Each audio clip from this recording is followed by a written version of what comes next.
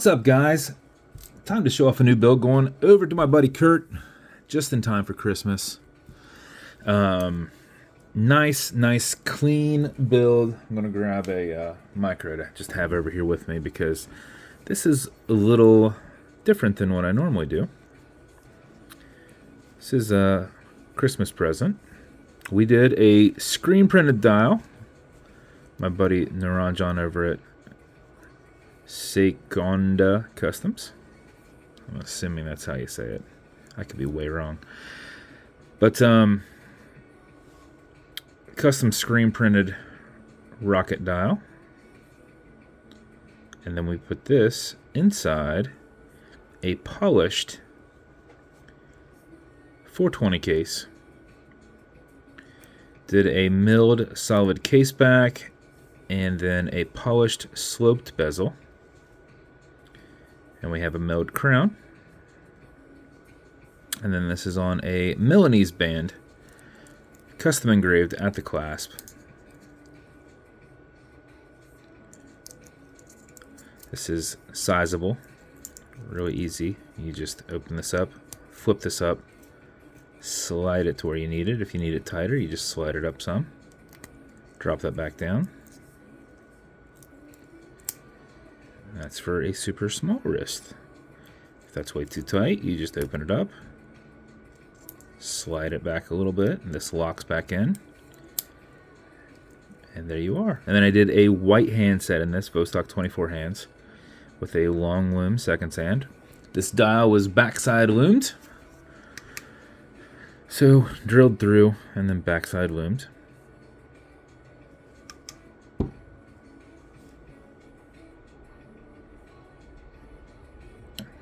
And that is the build in a nutshell. So the bezel on this, it'll go left, it'll go right. These are just held on with a tension ring.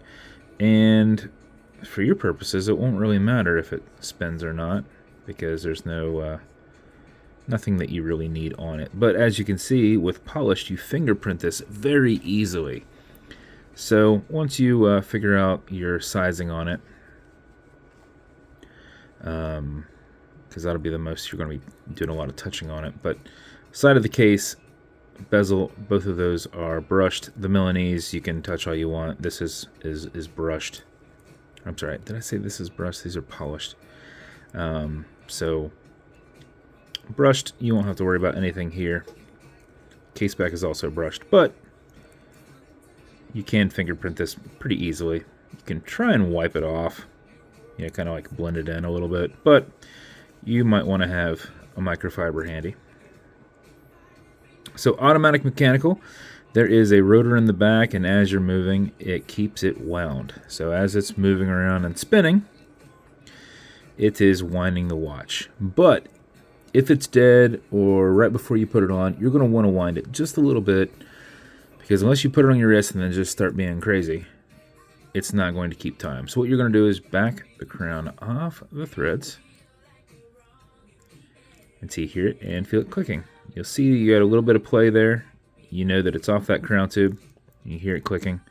At that point you can wind, and a wind is clockwise if you're looking at the crown for this direction. Going back towards you will make it click, but it won't actually do anything. So you're going to go back and forth, or you can just do single passes like this. I go back and forth because when I do this, I start threading it back on, and then I got to go backwards anyway. So I can just do this, and if I start threading it on, I can just pull just slightly to make sure I don't go back on there. If you do this for 4 or 5 seconds before you put it on, that mixed with the rotor movement in the back will keep your time throughout the day. If you do this for another 4 or 5 seconds, you're going to max out that 31-hour power reserve on it. We're trying to show off the dial. It's a rainy day with a lot of overcast. But another 4 or 5 seconds will max out your 31-hour power reserve on it, which basically means you could wind it up, sit it down, come back, and 31 hours later, it should still be holding the time. Most of the time, it runs about 36 hours with the movements, but manufacturer specs is 31. So when you're with your winding, you're going to pull it to the 1 and only click. And at that point, you can set your time. You're just going to kind of pull just a little bit. If you pull, you won't feel that you have a wobble crown. This deflects lateral pressure from going into the stem and into the movement, so when you're moving around like this, you're not putting any adverse pressure there. But if you give it a nice little pull, as you're doing it, you can set your time nice and smooth. Okay, Google, what time is it? It's 2:23 p.m. 2:23 p.m. You also notice you do not have a hacking movement, so it's going to keep going. A lot of movements whenever you pull this out to set the time, the seconds hand will stop. So 2:23. You're just going to have to use your knowledge of where minutes would be, since you have no indices other than hour references, or you can call them minute references, whatever you want, 5, 10, 15, 20. But that is the build. Build's going to come with a bunch of things. So first off that you're going to get is you're going to get watch cleaner, which is good on all glass and metal parts of this watch as a whole, non-streaking, non-toxic, non-residue, as well as the microfiber. So you're going to get that, number one.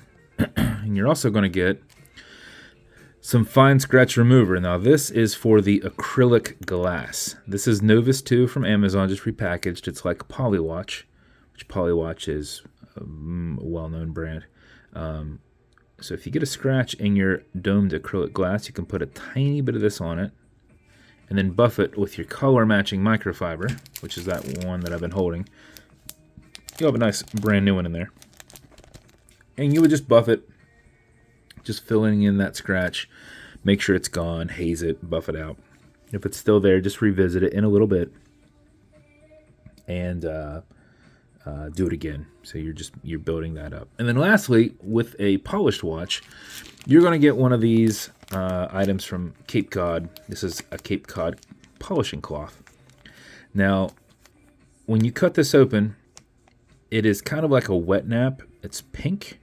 You want to just cut a little square off of it, and then you want to put this into a baggie. You don't want it to like dry. Otherwise, you're going to have to go on Amazon and buy a tin of Cape Cod polishing cloths. You'll get 5 in there. But this will last you the length of your watch. So just cut off a little teeny square. You just need a little tiny bit. And if you see you have a scratch, just go back and forth with it. Just keep going and going and going. You literally want to do it for a minute or two, and it will be gone.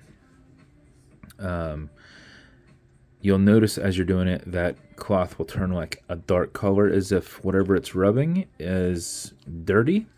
I don't know why that's the case. It always does that. Never fails. Brand new things that will show that way. So you're just going to sit there and go back and forth, back and forth, back and forth, back and forth. Then use just, one of your cloths on it to get the residue off. But you can flip it over, use the other side. After you do that for a minute to 2, it will be gone. It's never failed me because when I order these cases, 9 times out of 10, they come with marks already in them. And you don't really necessarily see them until they're behind a camera. So you might even get some on there and you might not ever even notice them. But if you do, Cape Cod polishing cloth will get that off. This will last you forever. There's a lot in there. And you only need a little teeny square. Just cut it off with scissors. Do not pull the whole thing out and start rubbing on it. Don't do that. You're wasting it. So cut off a little section of it. So you'll have one of those in there. And beyond that, color matching beads. The wife did some mermaid beads, which has some awesome reflection in them. And they go well with this dial. Because we get lots of different color all around rocket. And this will come in a BBW slider box. This one happens to have plain schematic pillow in there. But that is it. That is the build. Hopefully she loves it. And if you want me to build you something custom and unique, reach out and I'll see what I can do. And if you want to continue to see videos like this, like and subscribe as I put them up all the time. Thanks, guys.